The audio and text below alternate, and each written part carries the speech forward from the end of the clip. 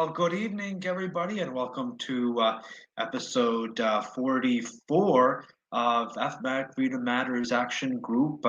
As always, we enjoy being here and enjoy our audience, and especially after the break we took last week, it's definitely good to be back. And I hope everybody's staying cool out in this weather. It was, I think, 100 degrees at one point at its peak, and yeah, I'll try not to sweat through this, given the hot topics that we have to cover for you today. So there'll be updates on the horrific Uvalde shooting, and then the upcoming January 6th show trial that will be happening, I believe, tomorrow, if I'm not mistaken, but certainly over the next few days. And then we will also cover the WHO pandemic treaty, as well as the upcoming 68th Bilderberg group meeting.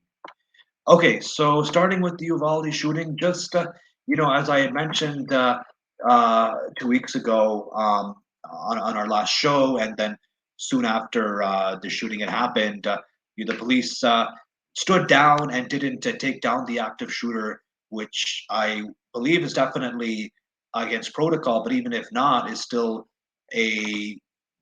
still a bad showing by the police to not engage in the shooter, even if the police on the scene were taking orders from upper management not to engage the shooter. I mean, at the very least, the upper management should be charged with negligence and have some responsibility for the deaths in the school shooting that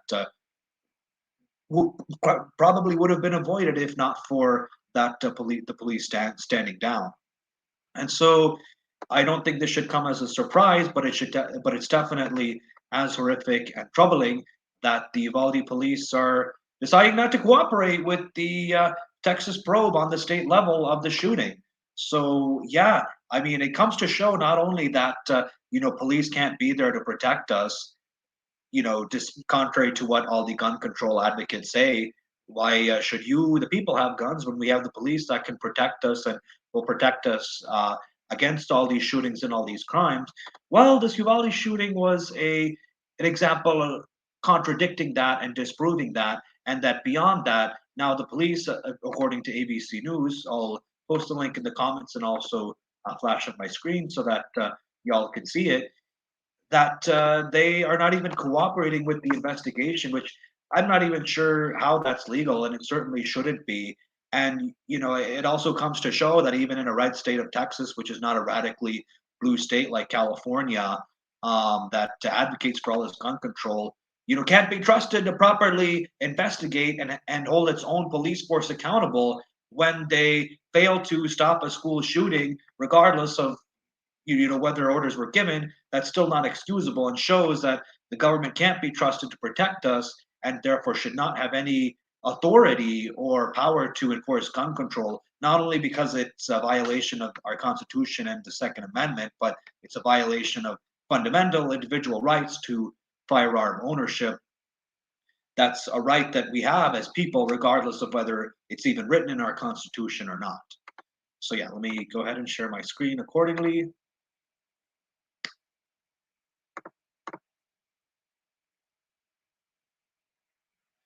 Hang on one second.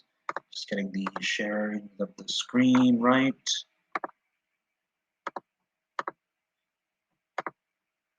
Okay, there we go. Yes. Okay, yeah. So now you can see my screen, and yeah. So yeah, ABC News is reporting that the school district is no longer cooperating with the Texas probe of the shooting. Well, gee, thanks, police force. Shows how protective you are. Not. So that being said, we now have a new gun control bill that's already passed the House. I mean, no surprise that our lovely politicians in DC are using these shootings to advance their gun control agenda. And to be clear, this is not just the Democratic Party, even though it primarily is. It's also the Republicans too. Like, the sad reality in America is that most Republicans are rhinos, or meaning, if not being actually part of the deep state, being weak and shameless cowards that succumb to the public pressure to pass things like these gun control measures. And specifically this bill that I'm talking about that's passed the House, as far as I've read, all it will do will raise the minimum age to buy a semi-automatic rifle from the age of 18 to 21. But I mean, I can guarantee that that's not going to work because, quite frankly, none of these laws work, and and so this law should not be passed, and it's a real horror, and it's quite awful that these laws that are further restricting firearm ownership rights are being passed, not just primarily because they violate rights, but also because they don't actually prevent any further mass shootings, and they won't, even though they're being sold to us like that, and and they're trying to deceive us into believing so.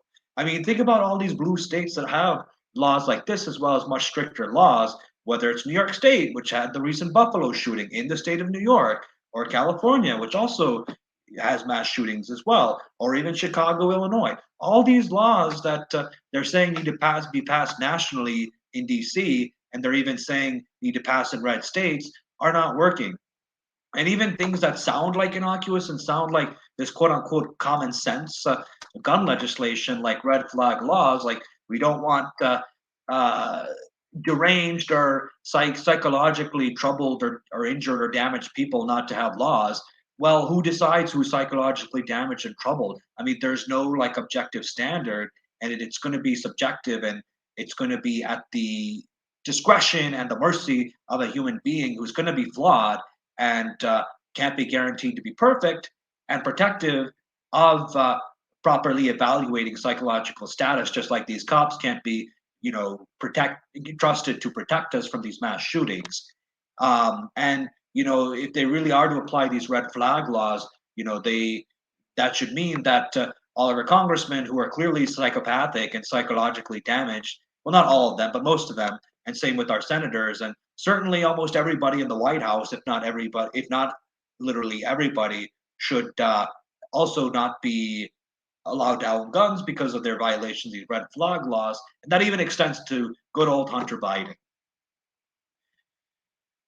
Okay, and on that note, let all the Capitol Police, should be disarmed by that logic and by that theory. But the proponents of these red flag laws and pretty much any of these gun control measures are not advocating the disarmament of the Capitol Police, like Michael Byrd, who shot Ashley Babbitt, which I'll get into further in my segment about January 6th. But to continue with the Uvalde shooting, so the armed school resource officer that was off duty came in to engage the shooter, but he's now disappeared from the narrative, which is weird. It's like, why would they exclude him from the narrative? It just doesn't really make a whole lot of sense.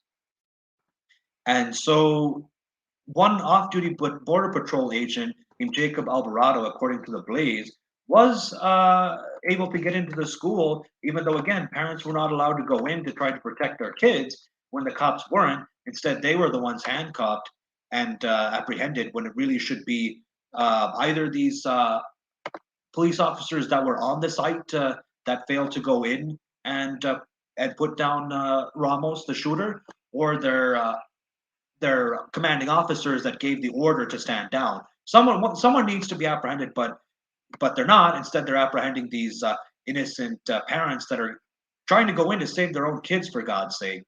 I mean, it just shows like how morally and ethically degraded and how corrupt and void of justice we've become in America, and that's why we, the people, need to take action against that, which is, of course, what we at FMAG are trying to do, among other things. So yeah, let me share my screen again. So yeah, according to the Blaze, off-duty Border Patrol agent rushed into the school with a gun to save his kids because the police weren't doing that. Okay, so all right. So the next troubling aspect of this is that Governor Abbott, was livid that he was not told who gave the orders to stand down and avoid engaging Ramos during the shooting. And so Pete Arredondo, I hope I apologize if I'm mispronouncing his last name, but he was the school district police chief who was in charge of the disaster and the failure of the police to engage and put down the shooter before he could potentially do all the damage that he did. And he was elected to city council just days before the massacre. And Colonel Stephen McGraw admitted that the officers were wrong to stand down, and he even, I think, had pointed out Arredondo's failure and irresponsibility as part as definitely a big piece of deserving a big piece of the blame for the tragedy that unfolded in Uvalde. And so another big problem that I want to highlight with this is that our the corruption in our justice system goes even deeper than even I had thought, and specifically the depth of this corruption goes in the inability legally to hold police accountable on criminal charges for their irresponsibility and negligence, like such as in the case in this Uvalde. Like legal in our current legal system, like it's not possible to hold police to bring criminal charges against police for standing down and quite frankly being derelict in their duty to protect the people when there's an active shooter like there was on site in Uvalde.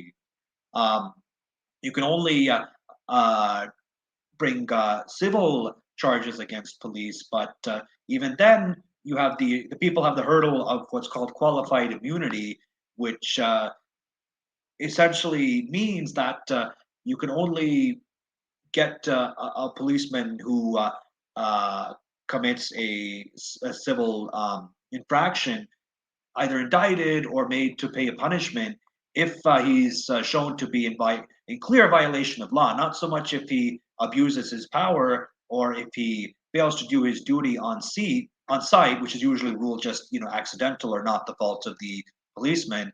But that qualified immunity really, quite frankly, is BS and it's destructive to our civilization, and that definitely needs to either be eliminated or at least watered down in a way to prevent and deter and discourage these policemen from either abusing their power or failing to actively do their duty at the moment on time when we need them to. And I get it. I understand that not all police can be perfect, and it's very easy for me to sit here and criticize and point fingers at the police versus like being on there on site in a very traumatic scenario. I mean, especially when you're trained to like follow the orders of your commanding officer, but you know but there needs to be effort to correct this, and certainly none of the efforts that are being made, which is just passing more gun control laws and like raising the minimum age to buy semi-automatic rifles and potentially passing red flag laws, is not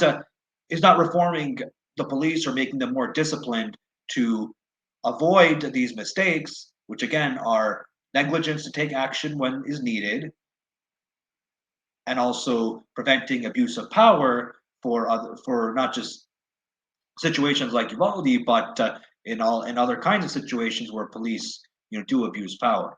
And I want to conclude this section by pointing out a couple of examples where armed people actually did what the police or at least thought and expected to do, such as in West Virginia, where Dennis Butler, I think is the name of the shooter, was shot down by a civilian gun owner before the shooter could actually kill anybody. So there you go. Like an armed civilian prevents a shooter from causing damage when policemen who are armed to the teeth and funded by taxpayer money fail to prevent gunmen from killing a total of 21 people.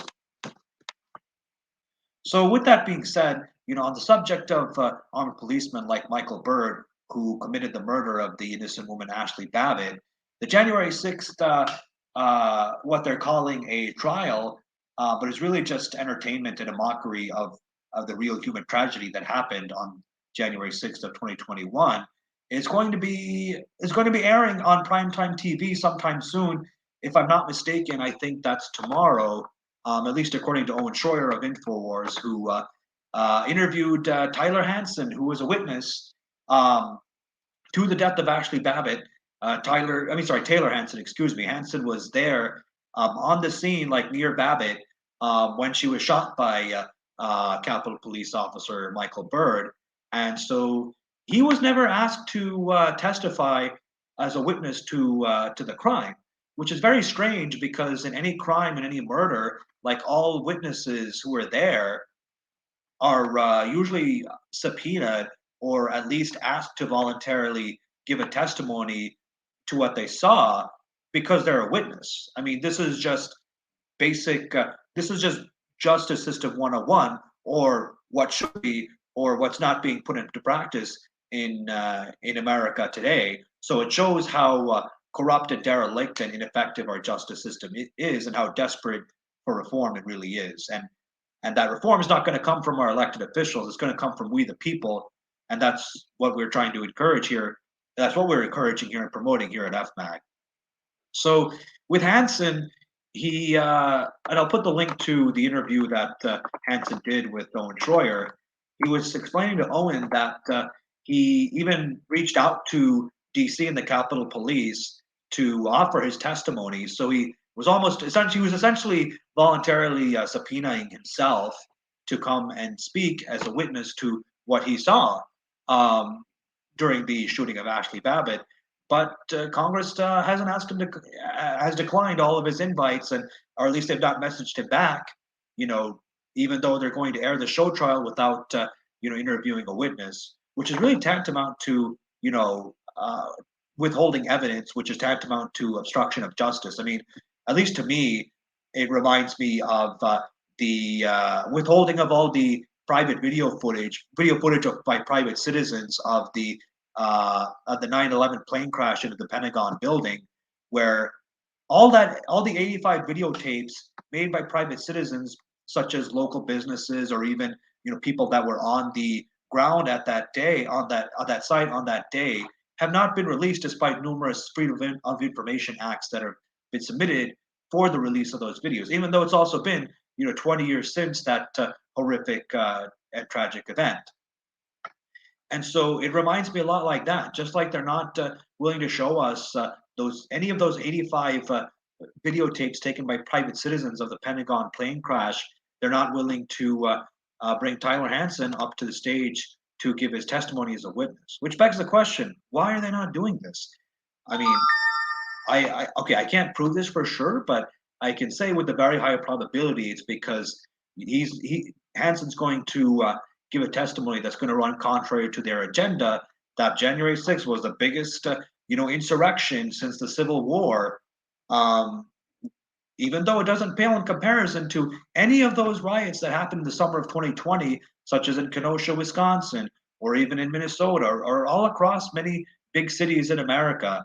And even and just like I mentioned in the last show, just like that and Uvalde, the police did not protect the people. I mean, despite all those cities where those riots in the summer of 2020 happened, having very strict gun control, the police stood down, or they barely countered the rioters and the looters that were burning buildings and literally murdering innocent civilians. And those poor innocent civilians living in those blue states, or at least those blue cities in those states, because of gun control, they couldn't defend themselves, and they were caught, being victimized by these psychotic looters and rioters. So anyway, I mean, if that's not a sign to either leave blue states and or blue cities, then I mean it should be. So that's one of the things that we all should have hopefully learned by now from that horrific summer of 2020. So yeah, I mean, it remains to be seen exactly how the January 6th show trial will look and how cringeworthy it'll be, but it's a mockery and a disrespect to people that lost their lives on January 6th of 2020, Ashley Babbitt and everybody else, because they're just using it as entertainment and really propaganda to try to convince voters to vote Democrat in the midterm elections. And this points to why the Democrats are really doing this, is because they have no other strategy or no other card to play to attract voters, because I mean, their approval rating is so low. I mean, from what I've heard and read, Joe Biden's approval rating is even lower than Donald Trump's was during the midterm elections of 2018, and this was despite all the very unfair and very biased media attacks that Donald Trump, had to endure and sustain, which Joe Biden hasn't had to deal with even a fraction of that, even from the most harshest critics on Fox News. I mean, the media attacks that Joe Biden's had to go through have not been anywhere near what Trump had to. Trump's media attacks dwarf Biden's, and yet Biden's approval rating is so low. I mean, first of all, not just through the fraudulent election of 2020, which was the only way Biden could have gained access to the White House. That's probably the biggest thing. But that, in addition to the botched withdrawal of Afghanistan, the very abysmal economy, the high gas prices, the rising cost of living, and quite frankly, Biden's very obvious and and salient dementia, which can't even be covered up, points to a what's most likely going to be a big defeat by the Democrats in the midterm elections. Even with all the fraud, they're certainly going to try this coming November. And so the January 6th, the propaganda of it being, oh my goodness, the greatest insurrection and like the greatest attack on the country since the Civil War is the only thing they've got. But I got to believe, and I certainly hope that that's not going to work and the people aren't going to buy it. Again, because of the disappointing nature of the Biden administration. Disappointing is actually putting it lightly. It's probably the best thing you can say with it, from from the economic issues as well as the foreign policy failures, as well as just Joe Biden being an unlikable, demented man, demented geezer too. Yeah. So moving on to a more global issue. So there's some good and some bad news here. So if I didn't cover it last time, I apologize, but I should have. So the World Health Organization's pandemic treaty mostly did not materialize and pass. Like Joe Biden had submitted a total of 13 amendments or provisions that the treaty that he submitted to be written into the treaty that could be enforceable. All but one of them were rejected. I mean, the bad news is that even one of them being accepted is bad enough, and it's still like not actually been signed or made official, but they're working on it and they're trying to put together a new version of that with some watered down amendments, maybe with some deceptively better sounding, more innocuous sounding language. So don't relax yet, and don't think that the treaty is not going to be tried again. So we all better be contacting our elected officials to tell them to reject this, and also beyond that, punishing them at the ballot boxes this November for those that don't. And again, this doesn't just include the Democrats, but includes all the Republicans and the rhinos like Dan Crenshaw, who voted to send $44 billion to Ukraine, and didn't vote to spend a penny on the American people that can need it. So, and Crenshaw sadly happens to be my congressman. So thanks, Dan Crenshaw. So in addition to the treaty, I'm sure I'm sure it's almost impossible, unless like you've just not been reading turning on the internet or the TV, to have not heard about like the monkeypox infections and cases and all this sort of thing. So don't be fooled again if they try to say that, oh my goodness, monkeypox is now the new virus that's going around, and we need to lock down civilization, and we need to become tyrannical and violate all of your rights and liberties like we did last time. Don't get fooled again, people, and especially all these state governors. You better not get fooled either. So that this will be a real test to see if people really have learned from the errors and how they were fooled and deceived from COVID last time. Thankfully, the Delta variant that was making the headlines in like quarter 3 and quarter 4 of 2021 didn't materialize into the return of like lockdowns and mandates, at least not in many different spots. And the Omicron variant, which was getting all the buzz like towards the end of 2021 and the early part of this year, 22, you didn't end up triggering more lockdowns and mandates. Looks like people did learn then, but the monkeypox could be, especially if this pandemic treaty is signed, and then they And so just watch out. Like if this pandemic treaty is signed and they talk about it in the news, and then not too long from that, they start talking about monkeypox being the thing that they need to uh, that they can authorize lockdowns and mandates that's codified in this pandemic treaty. We better be ready to resist that because that is clearly, illegal by the law of the land, by the Constitution, as well as natural law, which prohibits any elected official from violating fundamental individual rights under any circumstance, even if there was no constitution written that specifically prohibits them from doing that. And so, in case anybody's wondering, fundamental individual rights are rights that all people can claim without forcing anybody else to serve the needs of that right. So now I'll get on to our last section, which is about the upcoming 68th Bilderberg Group conference that's happening in DC, which I guess is quite frankly a fitting scenario. So for those that aren't familiar with the Bilderberg Group, well, the truth is it's kind of impossible to be familiar with it because it's a very ultra secretive conference, and they operate under what's called the Chatham House rules, which essentially means that whatever is discussed in the conference cannot be cannot be revealed outside the conference. It's sort of like the Vegas rule. What happens in Vegas stays in Vegas. I guess same with Bilderberg Group. What happens in Bilderberg Group stays in Bilderberg Group. Except it doesn't actually work like that. What happens in what gets talked about in Bilderberg Group usually does end up coming outside the conference and being materialized into public policy.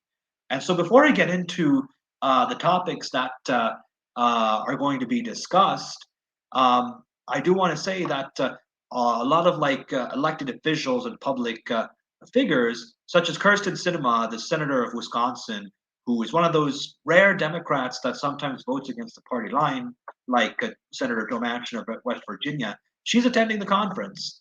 I believe that Mark Rutte, the Prime Minister of the Netherlands, attends the conference. So it's a global conference. It's not just American elites, quote unquote, American politicians and people of high status and in high wealthy and high profile positions, but it's a conference of essentially global bad actors. And so it's making me wonder, if cinema is being brought in to be taken to the woodshed, to be basically told, you listen here, like you better vote for the party line, you better not vote against it, otherwise we will blackmail you or we'll do something nefarious because we got some dirt on you.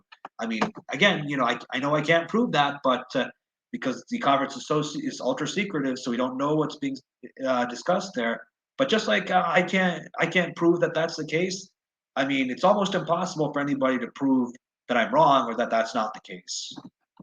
I mean, hopefully somebody can, which would mean that like you were able to disclose what is spoken in the ultra secret conference. But I mean, that's most likely not going to happen. Oh, and also I did mean to mention this earlier that elected officials meeting with private individuals in secret, it's actually a violation of the Logan Act, which this Bilderberg Group conference is a violation. So this Bilderberg Group conference happening is a violation of the Logan Act. But where's Merrick Garland and the Department of Justice enforcing the Logan Act, or where's Congress or the White House? So it shows that we don't really have justice in this country, um, and so and that's what we need to reform and fix. And only we, the people, taking action can do that. The elected officials by themselves can't be trusted to do that. It's certainly not the DC swamp. Maybe some states, but certainly not the DC swamp. Yeah, I mean, just like there's no justice here, just like there wasn't any, justice against what should have been considered terrorists under Merrick Garland standards for those protesters protesting the Supreme Court as they're about to apparently and allegedly rule to overturn Roe versus Wade. Oh, and that brings up the other point that apparently Supreme Court Justice Brett Kavanaugh was threatened by a gunman.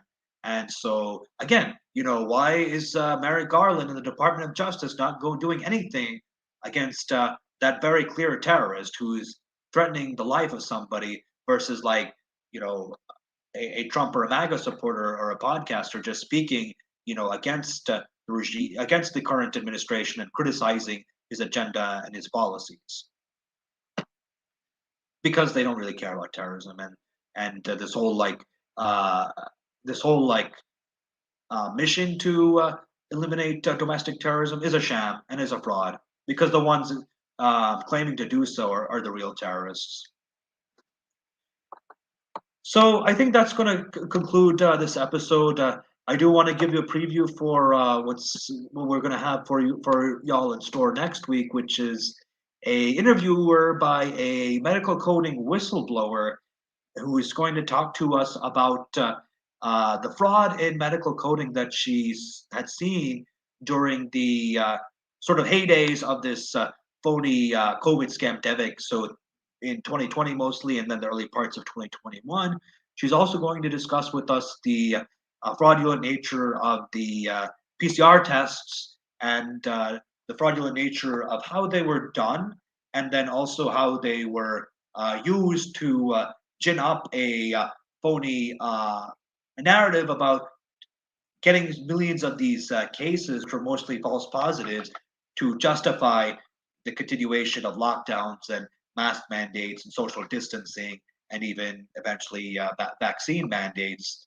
And they got away with this because the people were not allowed to go into the hospitals and see, the fraud in the hospitals being conducted in the testing, and then and then the people themselves during the COVID time, at least, most people, not all people, but vast majority of people failed to see how they were being deceived by these PCR tests and by all these alarmist media headlines saying things like, "Oh my goodness, we had thousands of new cases today, so we definitely got to keep the lockdowns and the mask mandates and social distancing going, and y'all better stay home."